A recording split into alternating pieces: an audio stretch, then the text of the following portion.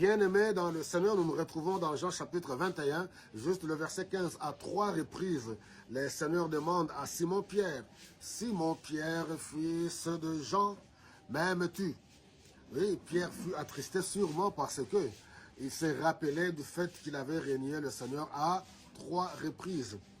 Alors, ici, le cœur du message, c'est que le Seigneur confie la mission. Parce qu'ici, il est déjà ressuscité. Il confie la mission à tous les apôtres, les disciples. Tout envoyé de Dieu, tout enfant de Dieu, c'est un envoyé. Si tu veux prouver que tu aimes le Seigneur, alors paie mes brebis. Les brebis appartiennent au Seigneur. C'est Jésus-Christ qui est allé à la croix, payer de sa vie pour le salut. Il est venu donner sa vie comme un rançon pour le salut de plusieurs. Paître les brebis du Seigneur, c'est les nourrir, les soigner, en prendre soin. Non pas pour ses propres intérêts. En prendre soin pour leur émergence, pour leur épanouissement et pour leur salut. Les brebis appartiennent à Jésus-Christ, lui qui est le véritable pasteur. Nous autres, nous ne sommes que des instruments, comme on le voit, des instruments inutiles.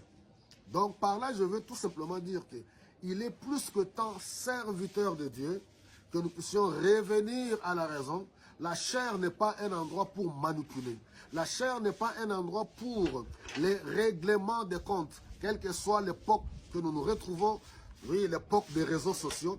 Mais quand on monte à la chair, c'est un endroit sacré pour nourrir le peuple de Dieu.